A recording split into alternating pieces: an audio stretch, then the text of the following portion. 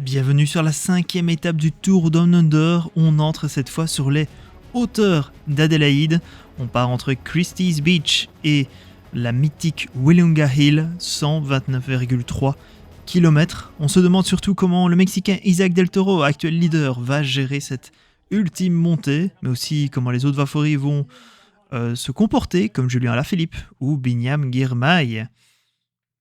Le départ d'une étape donc avec 2 montées de Willunga Hill au programme, 3,4 km à 7,3% pour cette côte mythique du Tour Down Under.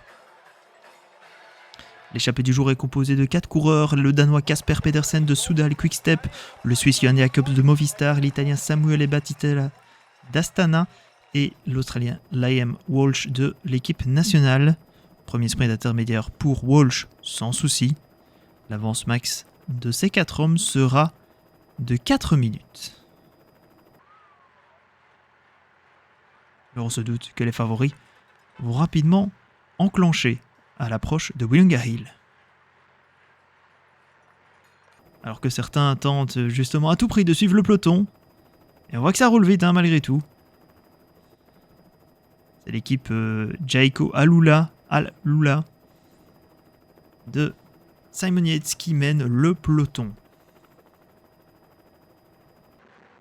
Le deuxième sprint intermédiaire est pour Johan Jacobs, mais là encore, ça ne se bagarre pas, on essaye de tenir le plus longtemps possible face au peloton.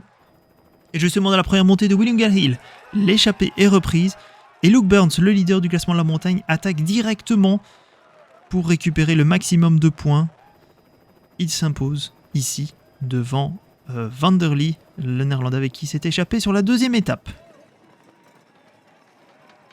Mais ça se regroupe évidemment directement et on entre dans la préparation de cette montée finale de Willunga Hill.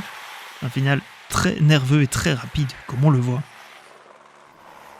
C'est l'équipe Jayco Alula qui a mené toute la majeure partie de Willunga Hill et on a une attaque de Simon Yates à 600 mètres de l'arrivée, mais tous les autres suivent.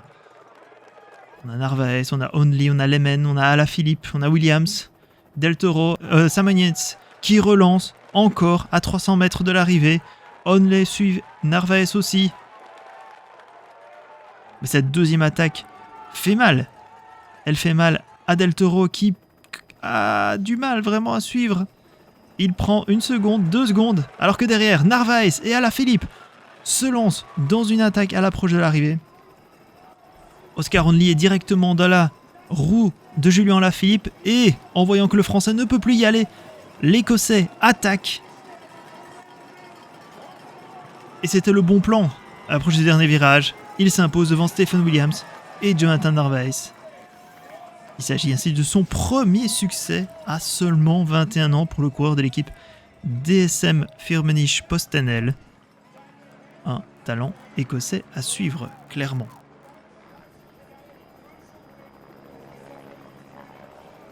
Oscar, when you look at that front group, Simon Yates, a Grand Tour winner, Alaphilippe, a dual world champion, and you got the better of him.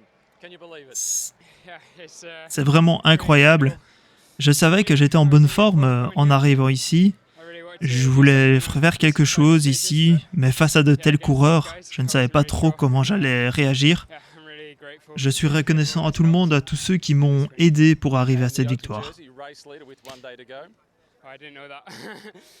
Je pense qu'il y a encore beaucoup de travail à venir sur la dernière étape, mais j'aurai mes équipiers avec moi, je suis certain qu'ils vont pouvoir bien m'aider demain.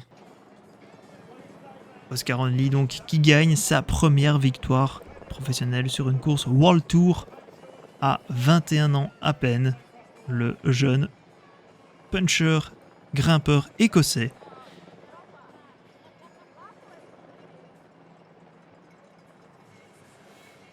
Voilà Oscar Onley donc qui s'offre une victoire de prestige sur Willunga Hill.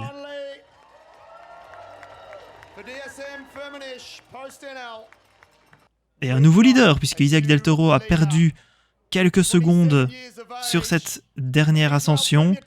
Et donc c'est le Britannique Stephen Williams qui prend la tête. Il est en fait dans le même temps que Oscar Onley, mais grâce aux places, c'est lui qui prend le maillot ocre avant la dernière étape demain qui arrivera au sommet du Mount Lofty. Donc ça annonce à nouveau une belle bagarre entre les meilleur puncher et grimpeur de ce Tour Down Under.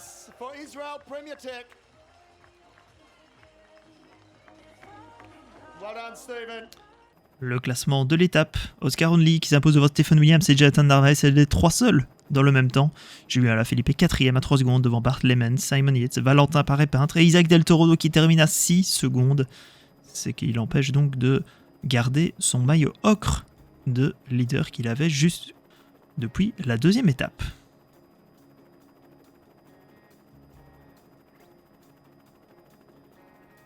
Au classement général, donc là, il va y avoir par contre beaucoup de changements, puisque Stephen Williams est en tête, dans le même temps que Oscar Onley, et à 5 secondes, on a Jonathan Narvaez, dans le même temps qu'Isaac Del Toro, Julien Alaphilippe à 13 secondes, tout comme Bart Lehman et Simon Yates.